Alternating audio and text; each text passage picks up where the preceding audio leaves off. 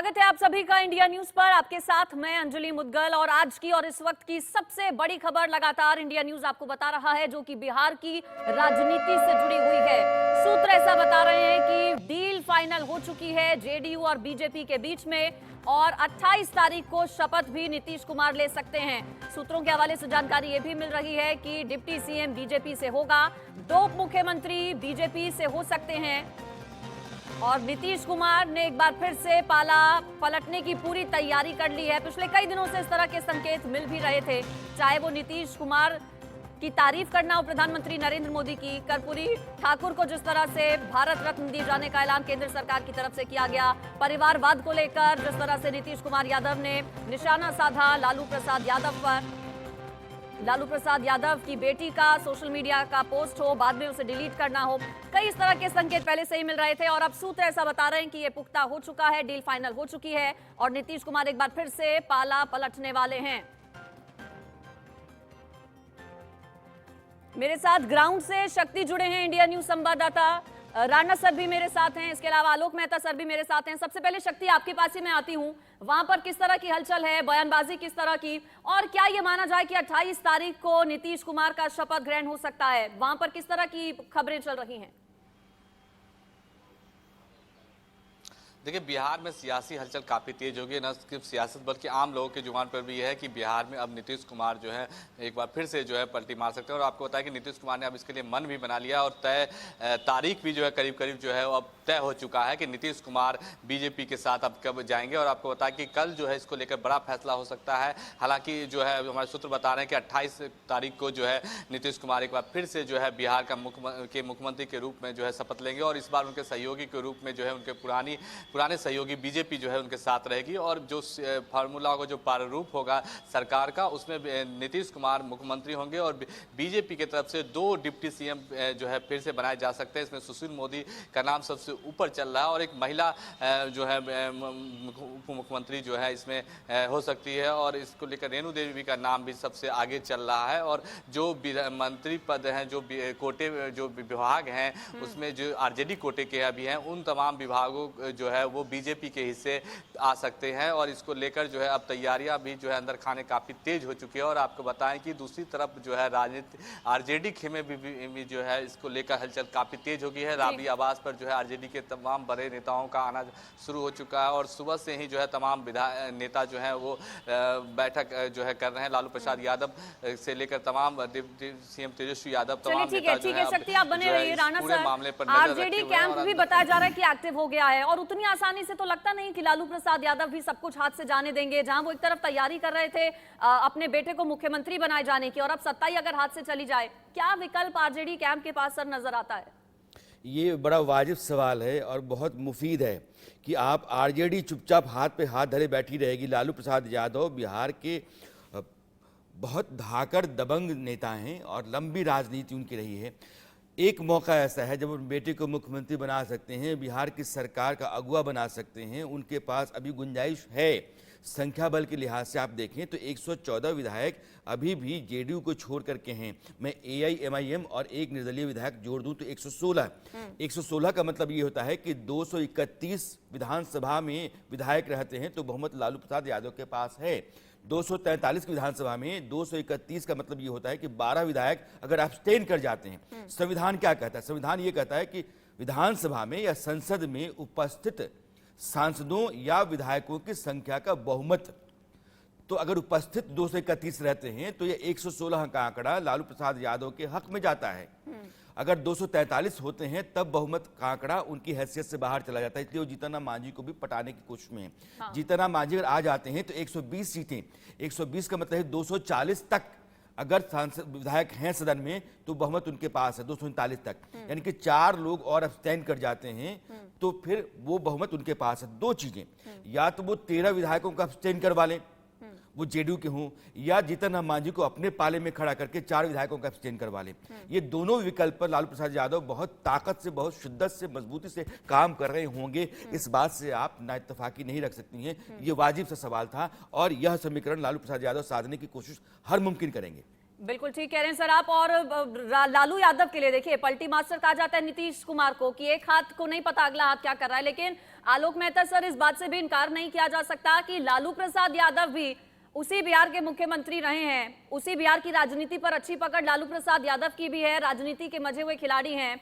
ऐसे में ऐसा क्या आपको भी ऐसा लगता है कि ऐसा ना हो कि नीतीश कुमार जहां झटका देने की तैयारी आरजेडी को कर रहे हों, आरजेडी से कोई बड़ा झटका मिल जाए? क्योंकि नीतीश कुमार इससे पहले कहते हुए हमने सुने हैं कि मर जाऊंगा लेकिन बीजेपी के साथ नहीं जाऊंगा। मांझी की नाराजगी भले ही लालू प्रसाद यादव के साथ हो, लेकिन अब अगर मांझी को कोई ऑफर किया जाता है आरजेडी की तरफ से तो फिर ये बड़ा झटका तो बीजेपी और नीतीश कुमार के लिए भी हो सकता है। अंजलि जी, आप इस बात को ध्यान दीजिए, जैसे अपने यहाँ इंडिया न्यूज तो लगातार खबरें चला रहा था, तो बीजेपी के और अभी उनके विधायक बता चुके हैं कि 1 महीने से बीजेपी भी तैयारी कर रही है। मैं दूसरी संभावना राणा जी को ध्यान आकर्षित करना चाहता हूं, क्या ये संभव नहीं है कि कांग्रेस पार्टी में भी जो लोग बहुत निराश है लालू यादव से, चूंकि जिंदगी भर वो लड़ते रहे थे एक समय लालू से भी, आज राहुल गांधी के ऊपर कोई भरोसा ज्यादा तो है नहीं। कांग्रेस पार्टी या आरजेडी के भी कुछ विधायक तोड़ करके भी तो ला सकती है ना। बीजेपी और नीतीश कुमार के जहां कोई व्यक्तिगत संबंध कहिए, कुछ और कहिए, महाराष्ट्र में उद्धव ठाकरे के लोग छोड़ करके कैसे आ गए? शरद पवार से ज्यादा बड़ा कोई नेता मैं नहीं मानता लालू यादव को। शरद पवार सचमुच में बहुत पुराने दिग्गज नेता थे जो प्रधानमंत्री पद के असली दावेदार थे। यहाँ तो लालू जेल जाने के लिए पहले भी बैठे, जेल जा चुके हैं, अभी भी उन पर इतने केस चल रहे हैं।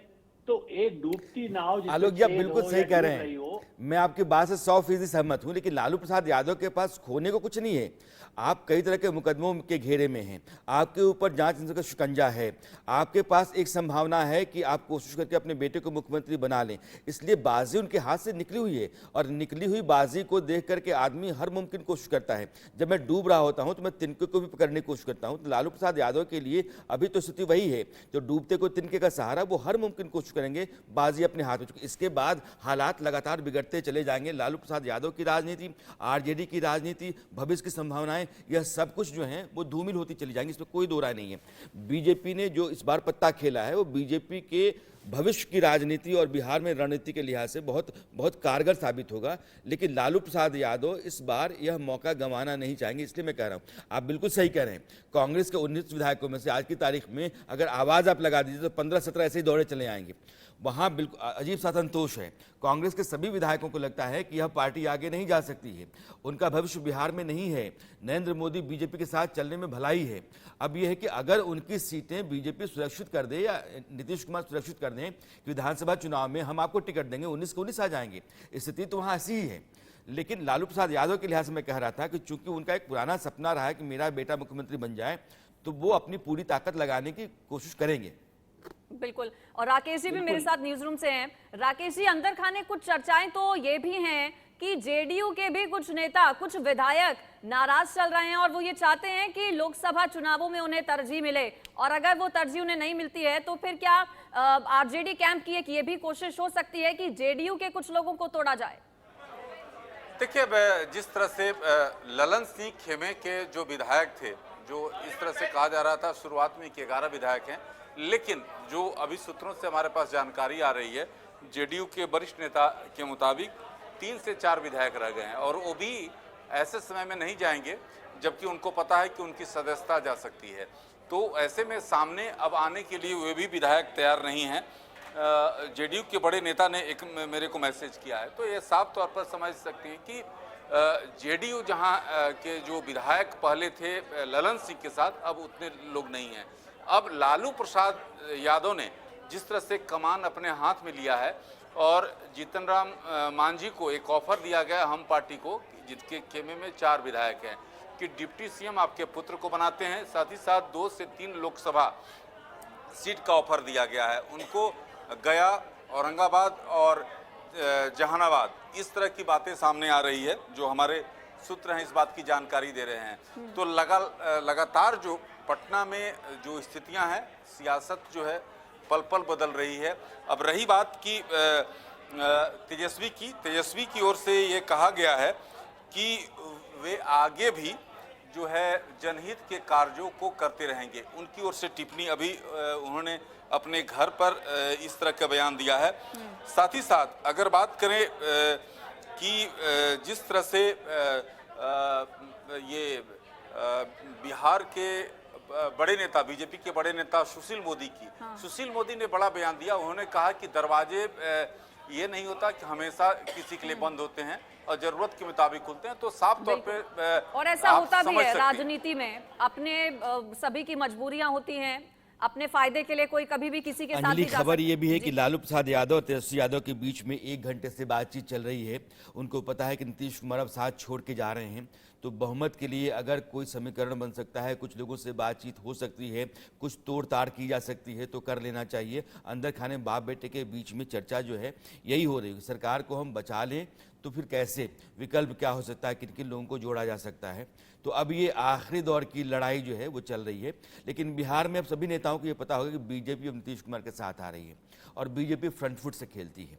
अगर आप बीजेपी की सरकार को गिराने या बीजेपी के साथ वाली पार्टी के जरिए मिलकर के चलने वाली गठबंधन सरकार को गिराने की कोशिश करेंगे तो आपको उसका खामियाजा भुगतना पड़ सकता है।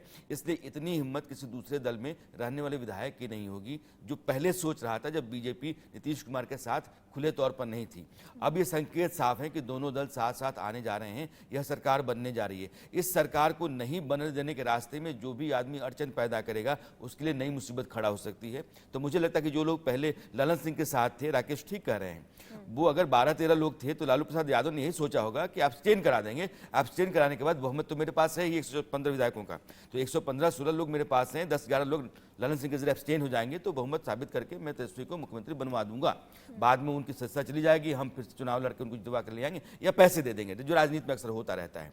लेकिन अब वो बात नहीं हो सकती है क्योंकि बीजेपी सामने है और अमित शाह चाणक्य के तौर पर बीजेपी कमान संभाले हुए हैं। तो पहले जो लोग ललन सिंह के कहने पर दगाबाजी कर सकते थे नीतीश कुमार से, उनकी हिम्मत अब नहीं होगी। तो 2-4 जो बचे हुए हैं वो भी कल तक आप देखिएगा शून्य हो जाएगा।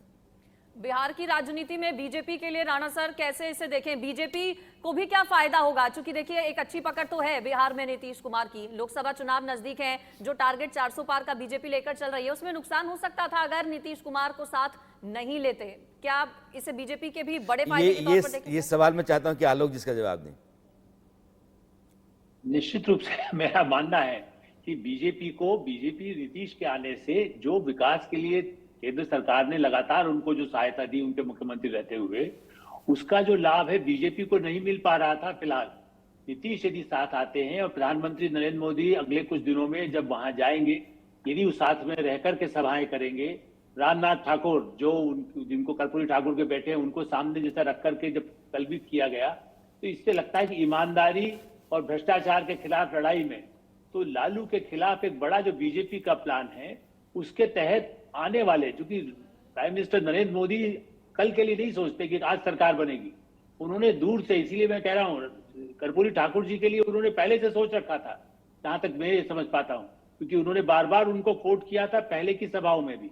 तो वो सही समय पर तीर चलाते हैं और इसलिए आगे के लिए कैसे बीजेपी 2025 में भी फायदा मिले और लोकसभा में अधिकाधिक सीटें मिले, नीतीश के जाति के कॉम्बिनेशन, दलित, पासवान को भी, जीतराम मांझी को भी, और जीतराम मांझी इतनी जल्दी भी नहीं भटकेंगे क्योंकि यहाँ पर नरेंद्र मोदी की ताकत वो जानते हैं। और इसलिए मुझे ऐसा लगता है कि बीजेपी अपना फायदा सचमुच में देख रही है और नीतीश को भी सुरक्षित करके उनको जितना हिस्सा दे सकती है देने की स्थिति है। इसलिए मुझे लगता है कि बीजेपी को कोई नुकसान नहीं हो रहा है। बीजेपी तो कहती है ठीक है, उसने तो कई लोगों को लिया, अजीत पवार को लिया, जहां प्रधानमंत्री खुद ने उनके खिलाफ बयान दिया था। ऐसी स्थिति में जब अजीत पवार एक्सेप्ट हो सकते हैं तो नीतीश को एक्सेप्ट करने में बीजेपी को कहां दिक्कत है? महाराष्ट्र और बिहार और अभी कर्नाटक, आप देखिएगा अगले कुछ दिनों में आप खबर फिर पढ़ेंगे, आज सुबह के अखबारों में है भी कि कर्नाटक में भी कहा गया है कि ठीक है यदि वहां से लोग संतुष्ट हैं तो वो भी निकल करके आ सकते हैं। तो खेल बड़ा है, बड़ी बात खेला कह रहे हैं होगा, आलोक ये सर। आप खाली- कर्नाटक पर भी जा रहे हैं तो वहां पर नुकसान हो सकता है, झटका वहां पर भी हो सकता है। आप सबको रोक रही हूं मैं, बड़ी खबर एक मिल रही है जो अपने दर्शकों को बता दें। बिहार में सियासी हलचल देखिए जबरदस्त है इस वक्त, और जानकारी ये मिल रही है कि लालू और तेजस्वी के बीच पिछले 1 घंटे से मुलाकात चल रही है, दोनों के बीच बैठक राबड़ी आवास में चल रही है। क्या प्लानिंग पिता पुत्र की हो रही है? शक्ति से ही मैं जान लेती हूं, चूंकि शक्ति वहां पर ग्राउंड पर मौजूद है। शक्ति, मुलाकात क्या सिर्फ पिता पुत्र के बीच या फिर आरजेडी का कोई और नेता भी मौजूद है राबड़ी आवास पर इस मीटिंग में? देखिए, आज सुबह से ही राबड़ी आवास पर जो है विधायक और नेताओं का जो है जमावड़ा लगा हुआ है। अंदर खाने जो भी करीबी हैं उन सब के साथ लालू प्रसाद यादव ने बैठक की है और उसके बाद जो है तेजस्वी यादव और लालू प्रसाद यादव की 1-to-1 मुलाकात हो रही है और पिछले 1 घंटे से तकरीबन दोनों के बीच में जो है एक बंद कमरे में जो है वो मुलाकात हो रही है। और आपको बताया कि जो कवायद है अंतिम में सरकार बचाने की लेकर जिस तरह से नीतीश कुमार ने मन बना लिया है कि वो बीजेपी के साथ जाएंगे, तो इसको लेकर कहीं ना कहीं अब आरजेडी की तरफ से अंतिम कोशिश कह सकते हैं आप कि लालू प्रसाद यादव खुद कर रहे हैं। और इस बार जो है लालू प्रसाद यादव जो है खुद ड्राइविंग सीट पे आ चुके हैं और बिहार की सरकार को बचाने के लिए या कहें कि आरजेडी की सरकार को तेजस्वी यादव को सीएम बनाने की कवायद में लालू प्रसाद यादव लगे हुए हैं। और इसको लेकर जो है अब बैठक जो है अब लालू प्रसाद यादव तेजस्वी यादव के साथ कर रहे हैं। जी राणा सर, अब सवाल ये भी है कि आगे उपेंद्र कुशवाहा का क्या होगा, वो किस तरह से रिएक्ट करते हैं। चिराग पासवान हैं, जीतन राम मांझी हैं, थोड़े ही दिन पहले अलग हुए हैं और अब यहाँ पर एनडीए में गए तो यहाँ पर फिर से नीतीश कुमार आ गए। राजनीति में क्या होता है कि आप एक पाले से दूसरे पाले में जाते हैं कारण कुछ और बता करके, और फिर वहाँ वो आदमी टकरा जाता है आपसे जिसको छोड़ करके जाते हैं। तो उपेंद्र कुशवाहा कोई नई बात तो है नहीं, पहले भी नीतीश कुमार को छोड़ के गाली गलौज करके सड़क पर हंगामा खड़ा करके वो गए थे, फिर वो आ गए। संसदीय दल की कमान उन्होंने अपने हाथ में ले ली। उपेंद्र कुशवाहा ने बगावत कर दी, नीतीश कुमार को पार्टी से बाहर कर दिया। राजनीति में कौन आपके साथ खड़ा है और कब आपको लंगड़ी मार देगा यह कोई नहीं जानता है, और हर राजनेता इस बात से बखूबी वाकिफ है। ललन सिंह नीतीश कुमार की जिगरी यार, दोनों के बीच लंगोटिया यारी।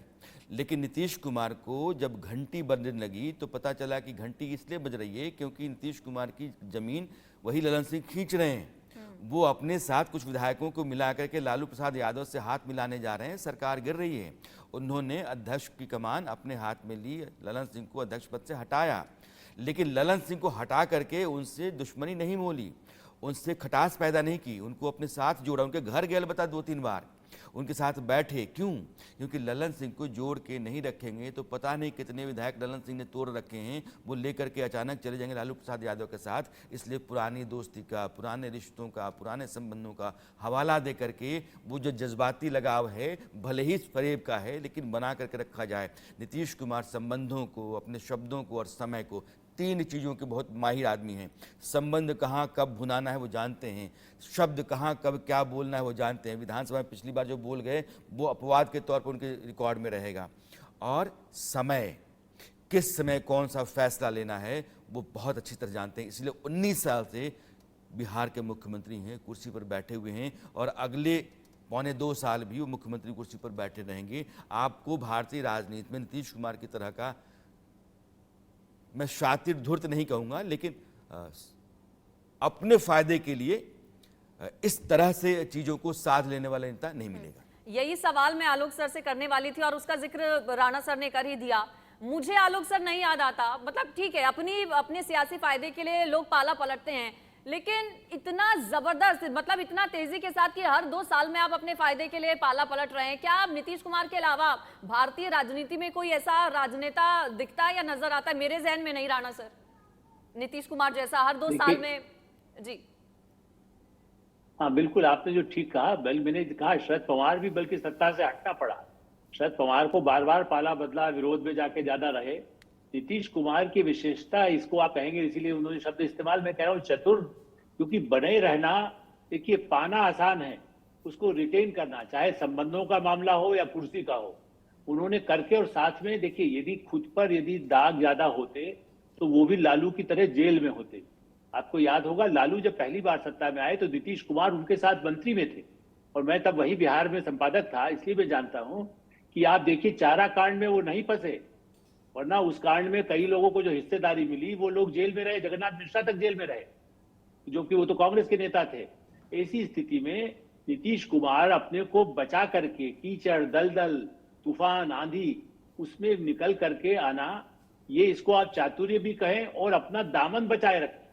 आप पर कीचड़ जो दलदल का है बिहार का, उसमें अपने आप पर दाग ना आए, दूसरों पर दाग आए, उसका झाड़ते हुए आप निकल जाइए। तो आप तारीफ कह लीजिए इसको हम, लेकिन हाँ वो इतने सेंसिटिव है, मैं इसको जरूर याद करता हूं। मैं चूंकि वर्षों से उनको भी जानता हूं और राणा जी भी जानते हैं, लेकिन यदि 2 लाइन भी यदि कही हुई कि लाठीचार्ज आपने किया था तो बड़ा कहते थे अरे क्या आप नाराज हो गए, वहां पुलिस को कुछ करना पड़ा था, शिक्षकों पर लाठीचार्ज हुआ तो मैंने एक कॉलम में जरा 2 लाइन लिखा था। तो आप उससे अंदाज लगाइए कि लालू का परिवार लगातार उन पर हमला करे, उनकी पार्टी को तोड़ने की कोशिश करे, क्या उसके बाद नीतीश कुमार बर्दाश्त करते? इसीलिए मैं कह रहा हूं कि ये बीजेपी दोनों ने मिल करके पर्दे के पीछे, और अभी भी मेरा तो एक डाउट है, मैं बार बार कहता हूं, हो सकता है राणा जी ज्यादा चूंकि संपर्क में हैं, राकेश जी हैं, लेकिन लल्लन सिंह को भी खाली टोह लेते रहे कि अच्छा कितना तोड़ सकता है लालू। जितने पारिवारिक संबंध यदि लालू के साथ तो धंधे का काम था लल्लन सिंह का, लेकिन इनके साथ पारिवारिक संबंध है, मैं उसका डिटेल में नहीं जाऊंगा, लेकिन वो पारिवारिक संबंध के नाते जैसे होता है ना, टोह लीजिए कि वो कितने पानी में है। कांग्रेस पार्टी में शंकर दयाल शर्मा जो सबसे खास थे, इंदिरा गांधी ने उनसे कहा कि तुम कुछ दिनों के लिए वहां पर रहो, उसके बाद आना, सारा रिकॉर्ड लेकर के तुम्हारे पास आना है, जब 69 में स्प्लिट हुआ था। इसलिए मैं तो पुरानी राजनीति के हिसाब से बीजेपी कांग्रेस दोनों को जानता हूं कि वो लॉन्ग टर्म में पर्दे के पीछे मैं ये चाहता क्या हूँ करते हैं। पीसीआर से कि चिराग पासवान और जीतनराम मांझी इन दोनों के बयान आप रेडी करके रखें, क्योंकि दोनों बीजेपी की साथी पार्टियां हैं और दोनों का जो अभी का बयान है चिराग पासवान जीतनराम मांझी का, वो नए बन रहे समीकरण में कैसे समझा जाना चाहिए दोनों बयानों को, ये हम इस पर चर्चा करेंगे। पहले आप चिराग पासवान और जीतनराम मांझी इन दोनों के बयान सुनिए, लेकिन उससे पहले मैं आपको बता दूं कि बिहार में सियासी हलचल तेज है। बीजेपी का जो केंद्रीय नेतृत्व है प्रदेश के नेताओं के साथ संपर्क में है।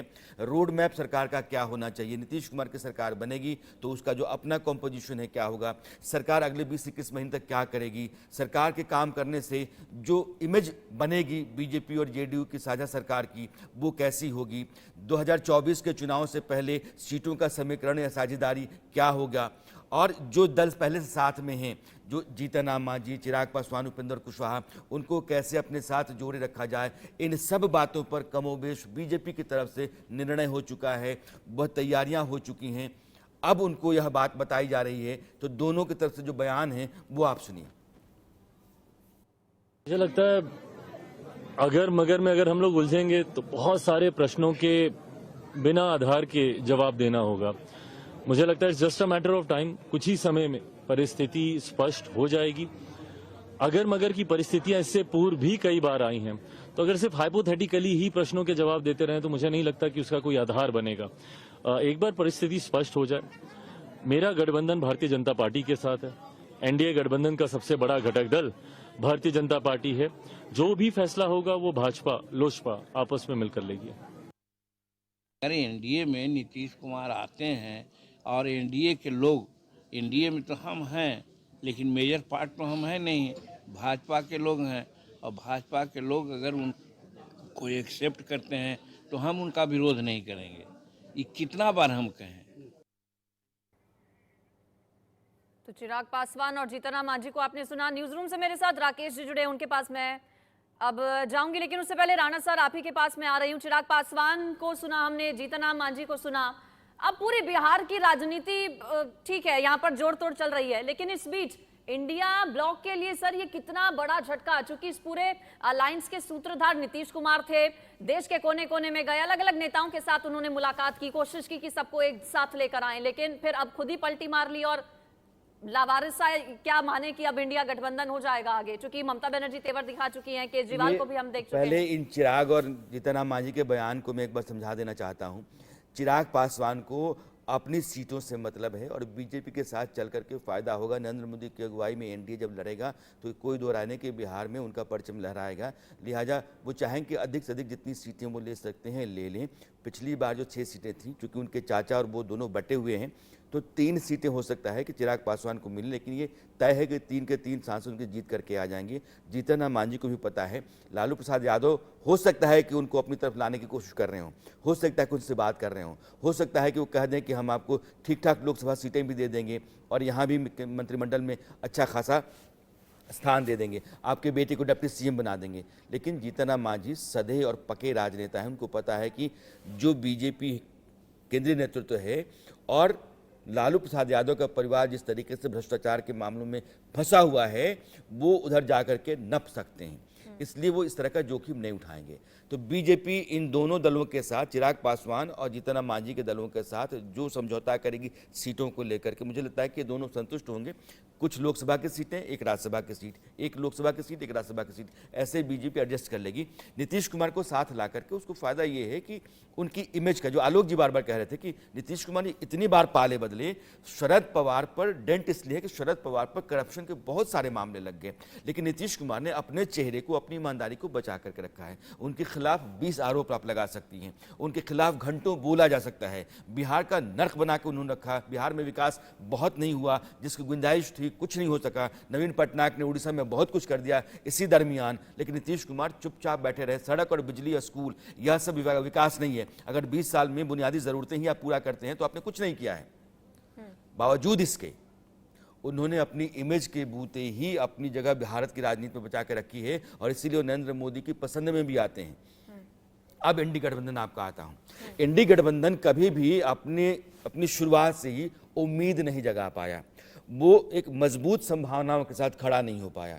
जून 2023 में नीतीश कुमार ने पटना में बैठक बुलवाई, उसके बाद बेंगलुरु, मुंबई, दिल्ली, यह 4 बैठकें 4 जगहों पर होती रहीं। जब 5 राज्य विधानसभा के चुनाव हो गए, नतीजे आ गए, कांग्रेस चारों खाने चित्त हो गई, उसके बाद उसने जल्दबाजी में बैठकें बुलाने की कोशिश की। ममता बनर्जी भी दक गई, अखिलेश भी दक गए, नीतीश भी दक गए। एक डेट बाद की रखी गई, लेकिन उसमें भी कोई बात बनी नहीं। नीतीश कुमार, लालू प्रसाद यादव उसमें भी चले गए। तो अब क्या है कि ममता बनर्जी की अपनी डफली, अपना राग है। नीतीश कुमार अब इधर आ रहे हैं, अखिलेश यादव कांग्रेस को सीटें देंगे नहीं। दिल्ली में अरविंद केजरीवाल पंजाब और दिल्ली दोनों राज्यों में अपनी सीटें देने के हक में नहीं हैं। तो कुल मिलाकर के आप यही कह सकती हैं कि इसका कोई भविष्य रहा नहीं है, और यह समय से पहले ही बनने और ख़त्म होने के साथ ही रह गया।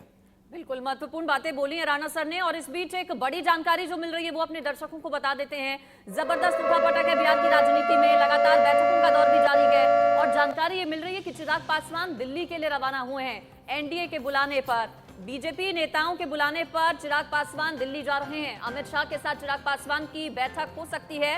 बदले सियासी जो घटनाक्रम है उस पर चर्चा होगी। चिराग पासवान दिल्ली के लिए रवाना हो चुके हैं। शक्ति से इस पर मैं और ज्यादा जानकारी ले लेती हूँ। शक्ति, चिराग पासवान दिल्ली गए हैं, बुलावा क्या आया बीजेपी से, क्या बातचीत हो सकती है चिराग पासवान के साथ? देखिए, चिराग पासवान दिल्ली जा चुके हैं, और चिराग पासवान की जो है आज दिल्ली में जो है केंद्रीय गृह मंत्री अमित शाह के साथ मुलाकात होगी, और साथ ही साथ जेपी नड्डा के साथ भी उनकी मुलाकात हो सकती है। और आपको बताएं कि जो बिहार में ताज़ा राजनीतिक हालात हैं अभी, उसको लेकर जो है चिराग पासवान को जो है बीजेपी अवगत कराएगी। और जिस तरह से नीतीश कुमार अब जो है बीजेपी के साथ आ रहे हैं, तो इसको लेकर जो है अब चिराग पासवान को मनाने की बात जो है बीजेपी की तरफ से की जा सकती है, क्योंकि चिराग पासवान और नीतीश कुमार लगातार दोनों एक दूसरे के खिलाफ बयानबाजी करते रहे हैं। चिराग पासवान को लेकर नीतीश कुमार ने कई बार कहा था कि जो पिछला विधानसभा चुनाव हुआ था उस दौरान जो है चिराग पासवान के कारण जो है कई सीटों पर जेडीयू को काफ़ी जो है हार का सामना करना पड़ा था, काफ़ी कम वोटों से। तो इसको लेकर जो है अंदर खाने जो थी चिराग पासवान और नीतीश कुमार दोनों के बीच में जो है नाराजगी चल रही थी। और इसको लेकर अब अगर नीतीश कुमार बीजेपी में जिस तरह से आ रहे हैं, तो फिर अब चिराग पासवान के लिए थोड़ी सी मुश्किलें जरूर बढ़ जाएगी, क्योंकि नीतीश कुमार के वो विरोधी रहे। ऐसे में बीजेपी का जो शीर्ष नेतृत्व है अब चिराग पासवान को मनाने की कवायद में, और चिराग पासवान को इसको लेकर कहीं ना कहीं जो हमारे सूत्र बता रहे हैं कि चिराग पासवान इसको लेकर जो है मान भी जाएंगे, और कहीं ना कहीं जो लोकसभा चुनाव आने को लेकर जो सीट शेयरिंग की बातें होगी, इसको लेकर भी जो केंद्रीय नेतृत्व जो बीजेपी का है वो चिराग पासवान को जो है आश्वस्त करेगी कि उन्हें जो है उनके सम्मानजनक सीट जो है उनको दिया जा सकता है। जी आलोक सर, ये भी बड़े कमाल की बात है कि बिहार में जितने भी राजनीतिक दल हैं और जो सीटों के लिहाज से देखें तो नीतीश कुमार के पास सबसे कम सीटें हैं, लेकिन बावजूद इसके सत्ता उनके हाथ में है, बावजूद इसके मुख्यमंत्री हैं। मतलब कला है ये नीतीश कुमार की, मैं कहूंगी। देखिए, ये तो होता है ना, इंद्र कुमार गुजराल प्रधानमंत्री बन गए थे, उनके साथ तो 10 आदमी भी नहीं थे। तो ये उनकी भी ईमानदार छवि थी। मैं फिर से इसलिए उसे उदाहरण दे रहा हूं। और बिहार में ये दिलचस्प की सीटों की संख्या बीजेपी की ज्यादा है, वो उनको मुख्यमंत्री बना रही है। मैंने पहले भी बनाया है। लालू यादव, उनके पास संख्या थी, लेकिन उसके बाद भी इन्होंने इनको स्वीकार किया। तो वो उस तरह से अभी चिराग की बात चल रही है, इसलिए मैं भी जोड़ना चाहूंगा। रामविलास पासवान को भी हम 77 से देख रहे थे, उनके बाद उन्होंने भी कितनी बार ऐसी जब स्थिति आई, वो तो कांग्रेस के साथ भी गठबंधन में शामिल होने में उनको दिक्कत नहीं आई। तो चिराग ने बचपन में, युवा काल में जो अपने पिता को भी देखा है, कहाँ समझौते की आवश्यकता है, तो नीतीश के साथ विरोध करके पिछले चुनाव में उनको जरूरत थी जब नीतीश का बहुत विरोध करना था। लेकिन बीजेपी का संरक्षण यदि उनको मिलता है, जो पासवान जी को भी मिला था, और पासवान जी के बाद भी चिराग को उन्होंने एक तरह से अपने ताब रखा ही, इस दृष्टि से ये माना जाए कि नीतीश के साथ जाकर के उनको, उन्होंने आज भी क्या कहा है, जो अपने अभी राणा साहब ने चलवाया, राणा जी ने, कि किस तरह से वो कह रहे हैं कि भाई मैं तो गठबंधन में बीजेपी के साथ है। जैसे वहां पर नीतीश ने क्या कहा था कि भाई आप कांग्रेस को सीट देना चाहते हो तो लालू आप तय करो। तो यहाँ पर ये पैंच है, वही जीतराम मांझी का भी है, वो बीजेपी के कंधे पर अपना बैठ करके रहना चाहते हैं, या आप कहिए कि बैसाखी यदि जरूरत होती है तो उसकी जरूरत होती है तो वो बैसाखी चाहे बन जाए, लेकिन कम से कम उनको साथ वहां तक तो जा सकेंगे। इसलिए दोनों की पार्टियों की या ऐसे लोगों की मजबूरी है। मैं अभी भी भविष्यवाणी नहीं कर रहा हूँ, अब कोई कौन लालू यादव कितना, कौन किसके पास नशे हैं, लल्लन सिंह भी जो नहीं गए हैं, या पासवान भी जानते हैं कि कई बारीक पेंच जो सत्ता में आलोक रहता जी, है, कुछ चाहे बड़ी नीतीश खबरें हो, हैं, मैं चाहे पढ़ देता हूं मोदी ताकि सरकार। चर्चा हम लोगों की आगे बढ़ेगी तो उसके कुछ मायने निकल सकते हैं। 28 जनवरी को जेडीयू की महाराणा प्रताप की रैली थी, उस रैली को जेडीयू ने रद्द किया है और सभी विधायकों को पटना आने के लिए कहा है। 28 तारीख वह बताई जा रही है जिस दिन नीतीश कुमार नई सरकार के मुख्यमंत्री के रूप में शपथ लेंगे, इसलिए हो सकता है कि इस रैली को रद्द कर दिया गया है। दूसरी बड़ी खबर कि चिराग पासवान दिल्ली के लिए रवाना हो गए हैं। अमित शाह के साथ उनकी दिल्ली में बैठक है। अमित शाह ने बिहार में नई सरकार बनाने की बीजेपी की तरफ से कमान संभाल रखी है और वही नीतीश कुमार के संपर्क में होंगे। जो रोड मैप नई सरकार का है, जो समीकरण अभी तैयार होंगे, उसके कर्ता धर्ता यही दो लोग हैं, नीतीश कुमार और अमित शाह। तीसरी बड़ी खबर है कि 28 तारीख को नई सरकार की ताजपोशी या नीतीश कुमार की अगली 9वीं ताजपोशी होगी। 2 उप मुख्यमंत्री बीजेपी की तरफ से होंगे, एक सुशील कुमार मोदी और दूसरी रेणु देवी जो पिछली बार भी थी। होंगे मैं इसलिए कह रहा हूं क्योंकि अभी राजनीति में संभावनाएं ही चलती हैं, 2 उप पद बनाए जा सकते हैं, यह 2 लोग हो सकते हैं। लेकिन अंदर खाने से मैं आपको बता रहा हूं, जैसे आज 2 घंटे 12 बजे दोपहर में इंडिया न्यूज़ ने कहना शुरू कर दिया था कि आज 26 जनवरी को कुछ मेजर डेवलपमेंट्स बिहार में होने जा रहे हैं, बड़ी घटनाएं होंगी और वो सरकार जो बनी हुई है इसके गिरने और नई सरकार के बनने की ज़मीन आज ही तैयार हो जाएगी। तो 2 जो उप मुख्यमंत्री होंगे, एक सुशील कुमार मोदी और एक रेणु देवी, यह बात भी कमोबेश तय है। जीतन राम मांझी के बेटे को डिप्टी सीएम बनाने का ऑफर लालू प्रसाद यादव की तरफ से दिया गया है। ये सूत्रों के हवाले से खबर है। कहा यह जा रहा है कि संतोष मांझी जो आपके बेटे हैं उनको हम डिप्टी सीएम बना सकते हैं, लेकिन आरजेडी के साथ संतोष मांझी नहीं जाएंगे, यह बात भी कही जा रही है। और नीतीश कुमार ने मीडिया को भी धन्यवाद दिया है। कहीं किसी फंक्शन में थे तो उन्होंने ये कहा कि बिहार की राजनीति में उथल पुथल हो रहा है, इस उथल पुथल के बीच नीतीश कुमार खुश नजर आ रहे हैं और मीडिया को बधाई दे रहे हैं। तो कुल मिलाकर के एक और खबर है कि जीतन राम मांझी ने महागठबंधन के साथ जाने की अटकलों के बीच हम के स्टैंड को, जो उनकी पार्टी है हम, उसके स्टैंड को साफ किया है। पार्टी के प्रवक्ता ने कहा है कि यह सरासर गलत है। विजय यादव कह रहे हैं कि हमारा कुनबा मोदी जी के साथ है और आने वाला लोकसभा चुनाव हम एनडीए के साथ ही लड़ेंगे। तो बिहार की स्थितियां अलग अलग दलों के लिहाज से भी कमोबेश साफ हो गई। अंजलि सर, मैं इसी के साथ भविष्य जरूर, अब चूंकि जीतन राम मांझी ने ये साफ कर दिया है कि उनके बेटे नहीं जाएंगे लालू प्रसाद यादव की पार्टी के साथ, अब ऐसे में जो एक कोशिश हो रही है लालू कैंप की, वो तो फिर नाकाम सी साबित होगी। ऐसे में भविष्य राणा सर क्या देखें अब आरजेडी का बिहार में? आरजेडी के लिए तो मैं पहले भी कह रहा हूं कि आरजेडी के दिन बहुत बुरे आ रहे हैं, क्योंकि जो मामले हैं भ्रष्टाचार के, लैंड फॉर जॉब के, उस तरह के मामलों में चार्जशीट फाइल हो चुकी है, अब मुकदमा चल रहा है और आने वाले समय में तेजस्वी यादव, लालू प्रसाद यादव, राबड़ी देवी, परिवार के मीसा यादव जैसे लोगों के ऊपर शिकंजा कसता हुआ दिखाई पड़ेगा। और यह परिवार जब मुसीबत में आएगा तो पूरी पार्टी बिखरेगी। पार्टी के भीतर लालू प्रसाद यादव के परिवार के अलावा कोई बड़ा नेता नहीं है। ये सब तो बस ऐसे ही हैं कि नेता खड़ा है तो हम खड़े हैं। पार्टी वही होती है जो संगठित ढांचे के साथ चलती है। आप बीजेपी या कांग्रेस जैसी पार्टियां हैं जिसमें जो केंद्रीय नेतृत्व है उसके अलावा भी कुछ नेता हैं, शत्रप हैं, लेकिन ऐसी पार्टियों में नीतीश कुमार की पार्टी के साथ भी ऐसा ही है। चाहे वो रामविलास पासवान की पार्टी हो, लालू प्रसाद यादव की पार्टी हो, मुलायम सिंह अखिलेश की पार्टी हो या फिर अरविंद केजरीवाल की पार्टी हो, फारूक अब्दुल्ला और मुफ्ती मोहम्मद सईद के खानदान की पार्टी हो, ये सारी पार्टियां बस परिवार का जो नेता है अगर है तो है, अगर नेता नहीं है तो पार्टी नहीं है। तो लालू प्रसाद यादव के परिवार के ऊपर शिकंजा जब कसेगा, परिवार जब मुसीबत में आएगा तो पार्टी भी मुसीबत में आएगी।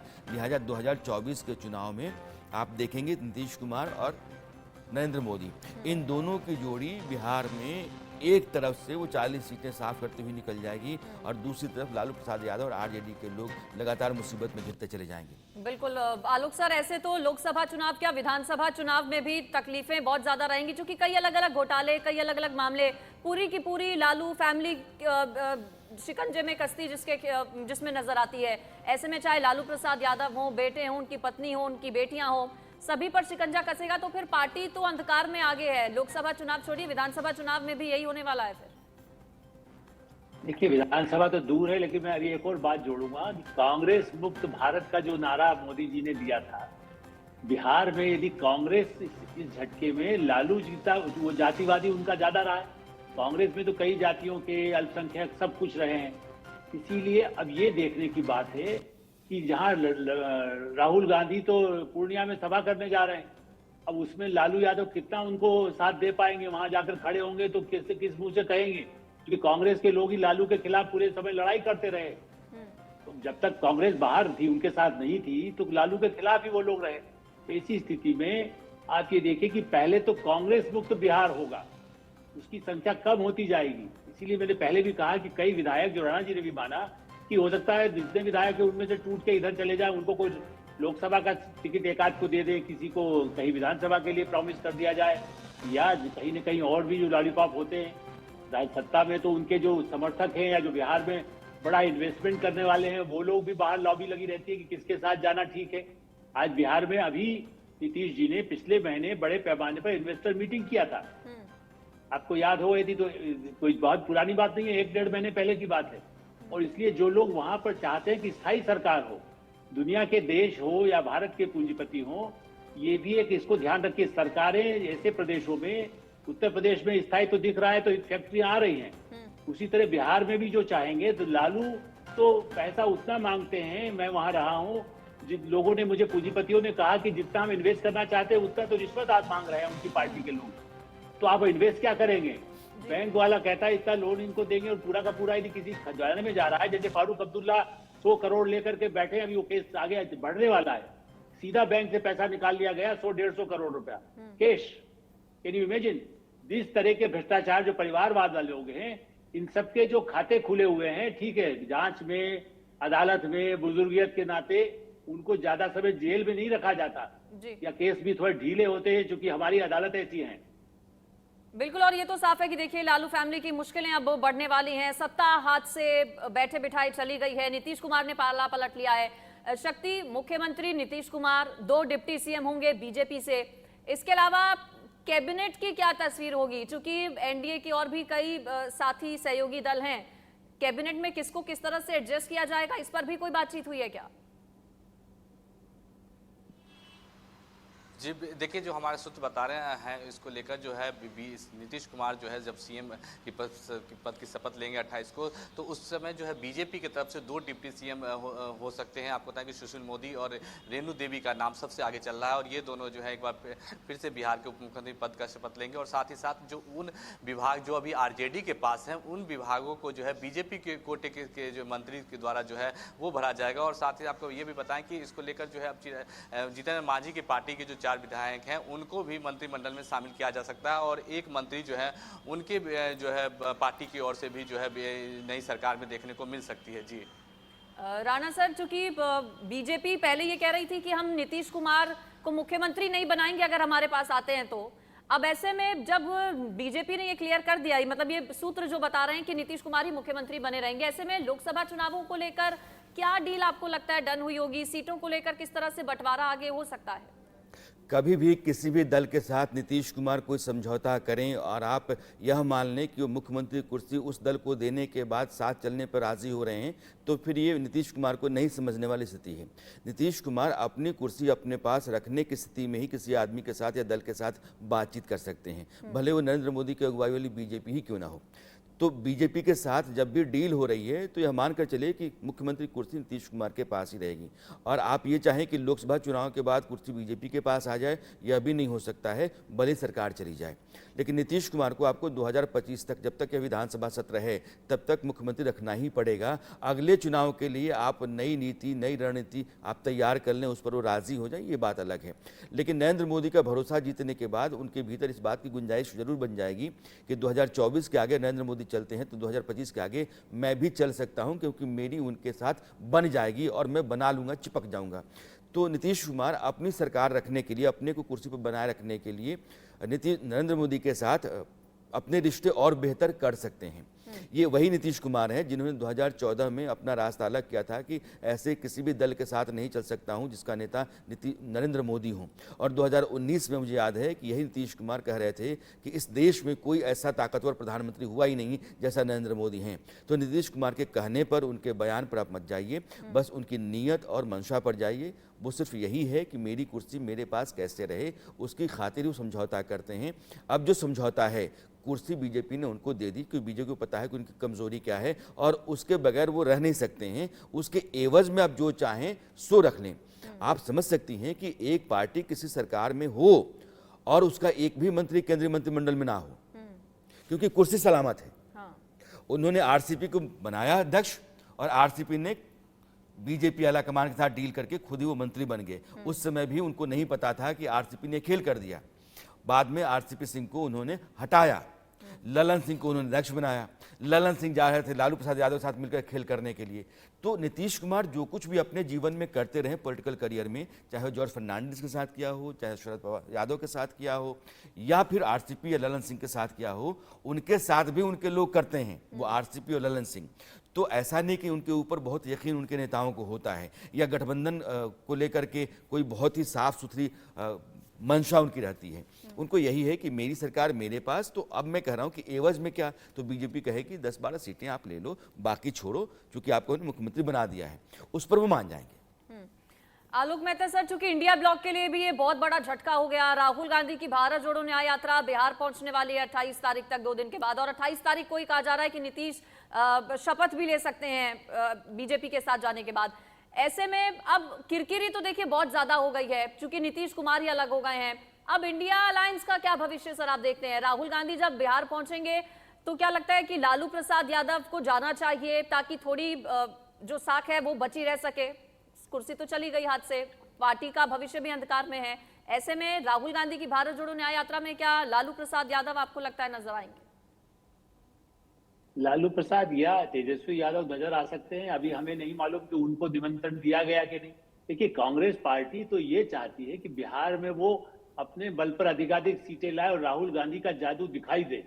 अब राहुल गांधी का जादू कहाँ चलता है हमें नहीं मालूम, क्योंकि वो जितनी जगह पहले गए हैं पिछली यात्रा में, कह सकते हैं कि आप उससे कर्नाटक में फायदा मिल गया, तेलंगाना में फायदा मिल गया, यो तो क्रेडिट चूंकि अपने नेता को देना चाहिए इसलिए पार्टी देती है, लेकिन सब जानते हैं कि वहां क्षेत्रीय आधार पर जीते हैं। इसलिए मैं नहीं मानता कि वो कितना फायदा लालू के लोग वहां दे पाएंगे। लेकिन हाँ, यदि प्रतीकात्मक इस समय यदि संकट में चूंकि वो है, कांग्रेस का दामन उन्होंने हमेशा थाम रखा है, ऐसी स्थिति में वो संभव है कि वो या उनके पुत्र वहां बैठक उसमें मौजूद रहें। लेकिन नीतीश कुमार सत्ता में है, देखिए वहां पर अभी क्या हुआ, असम में तो कई केस हो गए हैं। यदि बिहार में कुछ गड़बड़ होती है, अराजकता फैलती है, लालू के लोग जाकर के कोई नीतीश के खिलाफ या बीजेपी के खिलाफ जब अभियान चलाएंगे, तो क्या राहुल गांधी की यात्रा वहां से, उनको तो वापस बंगाल जाना है, बंगाल से आना है, बंगाल फिर जाना है। ऐसी स्थिति में रास्ते में हर जगह पत्थर, मतलब यदि विरोध जनता का दिखाई दे, देखिए उसमें भी वहां भी जो विरोध हुआ, कई लोग जो कांग्रेस से नाराज थे वो विरोध कर रहे थे। वो जरूरी नहीं को बीजेपी ही कराए, लेकिन उन्होंने बीजेपी की वहां सरकार ने यही कहा असम में भी कि आप जनता का विरोध, जब आप इस रास्ते से न जाइए। तो पूर्णिया हो सकता है कि अल्पसंख्यकों का इलाका है, अररिया पूर्णिया, इसलिए राहुल गांधी को आशा बनाई गई होगी, लेकिन उससे कोई बहुत बड़ा फायदा कांग्रेस को होगा ऐसा मैं नहीं मानता। लालू यादव जरूर अपना माइनॉरिटी को लेकर के कोशिश करते हैं, यादव और मुस्लिम वाला, उसके लिए वो लगे रहेंगे। ठीक है शक्ति, मैं चाहूंगी कि एक बार हमारे दर्शकों की जानकारी के लिए आप फिलहाल जो मौजूदा तस्वीर है बिहार विधानसभा की, अंक गणित है जो, वो क्या कहता है और जो नए समीकरण बदल रहे हैं उसके बाद की तस्वीर क्या होगी फिर?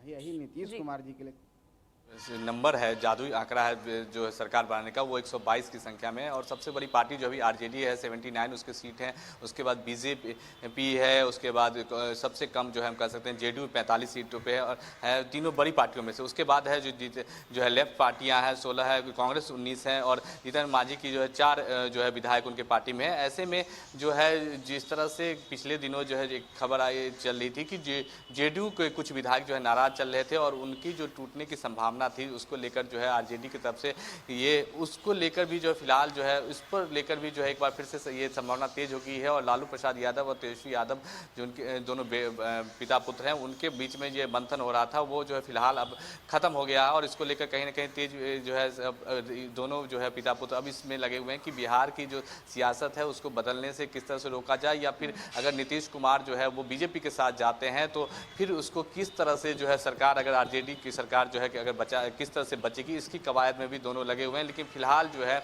आपको बताएं कि जो जादुई आंकड़ा 122 का है, बीजेपी और जेडीयू के मिलने के बाद जो है पूरी हो जाती है। और जो बातें हैं इसको लेकर नीतीश कुमार के तरफ से भी अब जो है लगभग तय हो चुका है। और जो छोटी पार्टियां, जीतन मांझी ने भी जो है कह दिया है कि जो जिस तरह से उनके बेटे को डिप्टी सीएम की बातें जो आरजेडी की तरफ से कही जा रही थी, जो खबर को भी उन्होंने अफवाह जो है बता दिया है। तो ऐसे में जो है अब जो है आरजेडी के लिए सरकार, अगर नीतीश कुमार जाते हैं तो सरकार बचाना जो है मुश्किलों वाला हो जाएगा। जी, भले ही राणा सर सबसे ज्यादा संख्या बल हो आरजेडी के पास, लेकिन सरकार तो जाती नजर आ रही है, क्योंकि अब स्टैंड क्लियर अपना जीतन राम मांझी ने भी कर दिया है। ऐसे में अब क्या कोई विकल्प बचता है लालू यादव के पास? फिलहाल देखिए गुंजाइश मुझे दिखती नहीं है। लोकतंत्र की ताकत यही है कि आप सबसे बड़ा दल होने के बाद भी विपक्ष में बैठ सकते हैं, और सबसे छोटा दल जो है, जो बड़े दल होते हैं, बड़े दलों में सबसे छोटा है, उसका नेता मुख्यमंत्री हो सकता है। तो बिहार में लालू प्रसाद यादव सरकार में हैं, बैक सीट पे हैं, उनसे बस छोटी पार्टी 2 सीटों से कम बीजेपी है, विपक्ष में है, और उससे छोटा नीतीश कुमार की पार्टी है 45 सीटों के साथ, वो मुख्यमंत्री के साथ है। तो लोकतंत्र के साथ ये आप समझिए कि उसकी विचित्रता भी है और उसकी ये खूबी भी है। तो आज की तारीख में नीतीश कुमार और लालू प्रसाद यादव एक पाले में हैं। 3:30-4 बजे के आसपास आपको तस्वीर और साफ होती दिखाई पड़ेगी, जब नीतीश कुमार राजभवन जाएंगे। राजभवन जाकर के वो कहेंगे कि मैं इस सरकार से अपना समर्थन वापस लेता हूँ, मैं इस्तीफा देता हूँ। बहुत संभव है कि वो आज कह दें, और नहीं तो कल तक तो हो ही जाएगा, लेकिन बहुत संभव है कि आज ही ये बात हो जाए। और कल फिर सरकार बनाने पर विचार विमर्श दोनों दल करेंगे। सरकार में कौन कौन से लोग होंगे इस पर बातचीत चलती रहेगी, और परसों यानी कि रविवार को 28 फरवरी को एक नई सरकार बिहार में आएगी, और नीतीश कुमार 9वीं बार मुख्यमंत्री पद की शपथ लेते हुए आपको दिखेंगे। शक्ति, अगर नीतीश कुमार चाहते तो ये सब कुछ बहुत जल्दी भी हो सकता था, लेकिन पिछली बार जब नीतीश कुमार ने पाला पलटा है तो अचानक एकाएक ये सब हुआ है। इस बार बहुत ज्यादा समय भी नीतीश कुमार ले रहे हैं, इसके पीछे की वजह क्या? और जैसा कि राणा सर ने कहा कि थोड़ी देर बाद ही शायद वो तस्वीर सामने आए, क्या जानकारी वहां से मिल रही है कि आज ही राजभवन जाकर इस्तीफा दे सकते हैं नीतीश कुमार? जी बिल्कुल, राणा सर ने सही कहा है कि जो नीतीश कुमार जो है आज ही जो है वो राजभवन जा सकते हैं। और इसको लेकर जो है जो जेडीयू के हमारे सूत्र हैं उनका कहना है कि आज जो है नीतीश कुमार कुछ बड़ा फैसला शाम को जैसे से सूर्य ढलेगा उसके बाद जो है नीतीश कुमार जो है जाएंगे। हालांकि एक राजभवन में एक काम जो है अब से थोड़ी देर जो है 5 बजे के करीब जो है एक कार्यक्रम भी है, सरकारी कार्यक्रम है, उसमें नीतीश कुमार जाएंगे। लेकिन उसके बाद जो है नीतीश कुमार जब वापस मुख्यमंत्री आवास आएंगे तो उसके बाद जो है कहीं ना कहीं जो हलचल है बिहार में सियासी गलियारों में वो तेज होगी, और नीतीश कुमार आज या कल जो है वो इस्तीफा दे सकते हैं, ये भी हमारे सूत्र जो है वो बता रहे हैं। और इसको लेकर जो जेडीयू के तमाम विधायकों को जो है पटना आने के लिए जो है बता दिया गया है, और उन्हें कह दिया गया है कि जल्द से जल्द जो है वो अपने क्षेत्र से जो है सीधे राजधानी पटना पहुंचे और अगले आदेश तक जो है वो राजधानी पटना में ही रहे। इसके लिए जेडीयू के तमाम जो विधायकों को जो है पार्टी की तरफ से निर्देश भी जारी कर दिए गए हैं। जी बिल्कुल आलोक सर, कहा जाता है लोकसभा चुनाव दिल्ली की सत्ता पर जो काबिज होता है वो यूपी और बिहार से होता हुआ जाता है, और चूंकि सबसे ज्यादा सीटें यूपी से आती हैं, बिहार से 40 सीटें आती हैं। अब जब पाला पलट लिया है नीतीश कुमार ने, तो जो 40 सीटों का शेयरिंग बैठेगी, फॉर्मूला जो होगा वो किस तरह का हो सकता है? बीजेपी की तरफ से क्या यहाँ पर कुछ नेगोशिएशन नीतीश कुमार के साथ? निश्चित रूप से, जैसा राणा जी ने तो पूरा आपको गणित भी बताया। यदि जनता दल यू कुछ अपनी सीटें कम करे, चूंकि पहले भी कांग्रेस पार्टी मांग रही थी उनसे सीटें, अब सत्ता में बने रह करके सीटें भी लोकसभा के चुनाव के ले लें। एक बात मैं और जोड़ना चाहूंगा, ये हो सकता है कि एक कहने को तो अभी तक अपने सूत्र कह रहे हैं कि दोनों बीजेपी के उप मुख्यमंत्री हों, लेकिन क्या ये भी संभव है कि कोई दलित चेहरा दिखाने के लिए और सुशील मोदी के साथ क्या तय होता है। सुशील मोदी और नीतीश कुमार के अच्छे संबंध हैं, उनके बीच पुराने संबंध रहे हैं, इसलिए उनके साथ काम में तालमेल भी रहता था, वो बनते हैं, या जैसा हमेशा मोदी और अमित शाह की जोड़ी करती है, कुछ सरप्राइज भी देती है। तो मैं अभी भी कहूंगा कि दो उप मुख्यमंत्री का मोटे तौर पर, चूंकि एक महिला हो ये हम अंदाज लगा रहे हैं, लेकिन क्या उर्मिला दलित चेहरा एक और साथ में रख करके चुनाव में सुशील मोदी लोकसभा में को कैसे आलोक जी फायदा मुझे लगता है कि इसलिए रखा जाएगा, एक तो नीतीश कुमार के साथ उनकी बनती बहुत अच्छी है। पिछली बार तारकिशोर प्रसाद और रेणु देवी दोनों को रख करके बीजेपी ने अपनी बाजी गंवा दी थी। यह दोनों किसी काम के थे नहीं और ऐसा लगा कि बीजेपी के पास नेतृत्व का बड़ा संकट है, तो दोनों ऐसे नेताओं को बना दिया गया जिनको उस पद के मुताबिक काम करने नहीं आया और पार्टी की जो इमेज है नेशनल लेवल पर उससे बहुत नीचे वो दिखाई पड़ रहे थे और नीतीश कुमार के आगे तो शून्य थे।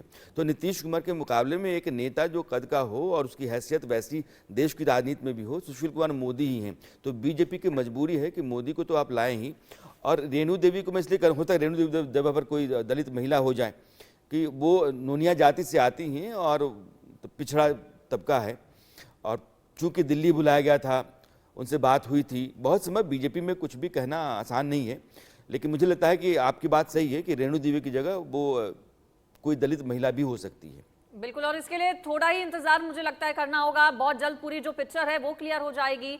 आज की ये सबसे बड़ी खबर है बिहार की राजनीति से जुड़ी हुई। लगभग ये कंफर्म हो चुका है कि नीतीश कुमार पाला पलटने जा रहे हैं और ये बड़ा झटका लालू प्रसाद यादव, तेजस्वी यादव उनकी पार्टी, साथ ही साथ इंडिया ब्लॉक के लिए भी। आलोक सर, राणा सर, आप सभी बने रहिएगा, आगे भी इस बड़ी खबर पर लगातार हम बने हुए हैं। फिलहाल एक छोटे से ब्रेक के लिए रुकना होगा।